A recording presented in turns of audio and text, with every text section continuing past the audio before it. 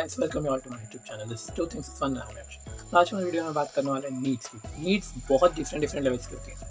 तो कंज्यूमर्स की नीड्स क्या होती है? उनकी नीड्स अलग अलग डिफरेंट लेवल्स की होती है। कोई भी पहले लोएस्ट लेवल से लेकर फिर हाईएस्ट लेवल तक जाता है अपनी नीड को पूरी करने के लिए। नीड पूरी करने के लिए क्या जरूरत है? पहले लोएस्ट लेवल से लेकर फिर धीरे धीरे लेवल बढ़ाते बढ़ाते हाईएस्ट लेवल की नीड पूरी करते हैं।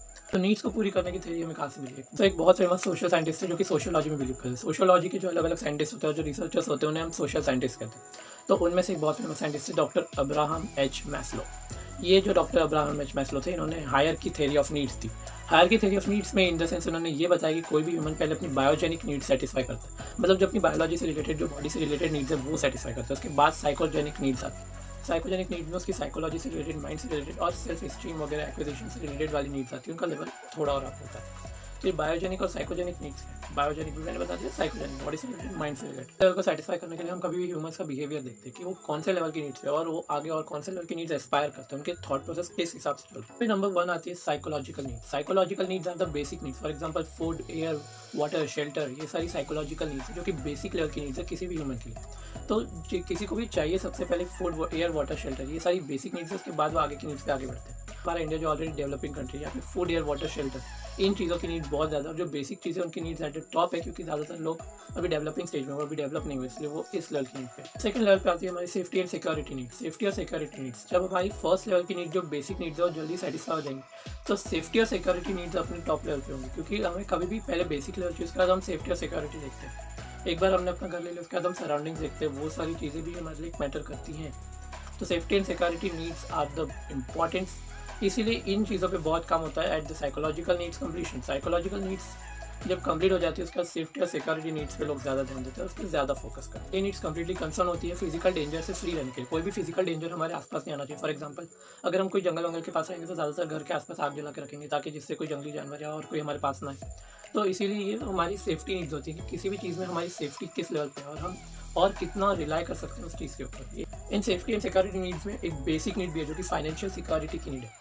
ये भी एक इंपॉर्टेंट नीड है। फॉर एग्जांपल, हमारी अभी की सिचुएशन और हमारी एजुकेशन सिस्टम और हमारे फ्यूचर के एजुकेशन और भी बहुत ग्रोथ एंड डेवलपमेंट, बहुत सारी चीज़ों में ये नीड एक अपना मेन की रोल प्ले करती है। ये सेफ्टी और सिक्योरिटी जो है वो किसी भी इंडिविजुअल को फ्री करती है from any tension, any harmful disaster.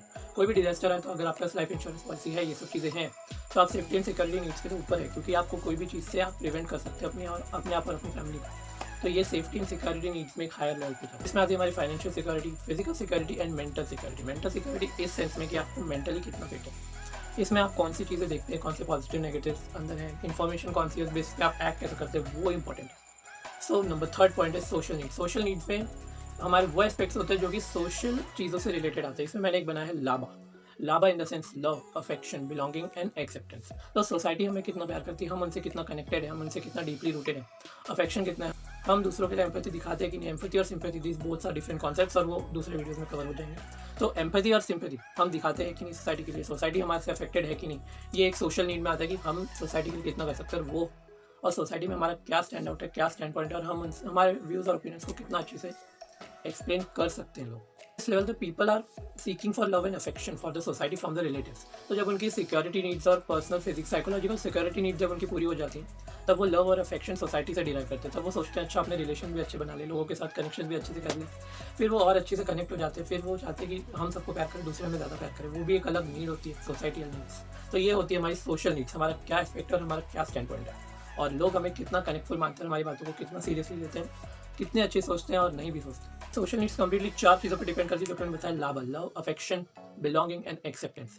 हमारा 4th पॉइंट है एस्टीम नीड्स। एस्टीम नीड्स में वो नीड्स आती है जो सोशल नीड्स के भी ऊपर होती है। जब हमारी सोशल नीड्स मोर और लेस सेटिस्फाइड होती है, तब आती है एस्टीम नीड्स। एस्टीम नीड्स में वो वाली नीड्स होती है जो social Prestige, self respect, self reliance, self confidence, affection, status, equality, ये सारी चीज़ों पर होती है। ये जो बड़े बड़े film stars, cricketers, actors, politicians, ये सारे जो लोग होते हैं, ये एस्टीम नीड्स में पहुँच चुके हैं। इनको अब पॉपुलैरिटी, फैन बेस, ये इनके लिए इंपॉर्टेंस है। सोशल नीड्स, तो उसके ऊपर आती है एस्टीम नीड्स। एस्टीम नीड्स होती है ना, ये बेसिकली ईगो सेटिस्फाई करने के लिए होती है, क्योंकि उनकी जो बेसिक नीड्स है वो तो पूरी हो चुकी है, साइकोलॉजिकल, सिक्योरिटी, सोशल नीड्स। उसके बाद ये एस्टीम नीड्स थोड़ा ईगो सेटिस्फैक्शन के ऊपर आ जाती है कि नहीं भाई, मैं इस लेवल पे, तो इतने लोग हैं जो मेरे इन्फ्लुएंस में जाने चाहिए, मैंने जो बोला सुनना चाहिए, तो वो थोड़ा ईगोइस्टिक नीड्स पे आ जाती है। वो सोशल नीड्स के ऊपर वो एस्टीम नीड्स होती है, बट एस्टीम नीड्स भी एक सेल्फ कॉन्फिडेंस, सेल्फ रिलायंस और प्रेस्टीज वर्थ, वो एक लेवल तक ठीक है। उसके जब ऊपर वो चीज़ जाती है तो इरिस्पॉन्सिबल हो जाती है, उनका फिर लेवल डाउन हो जाता है।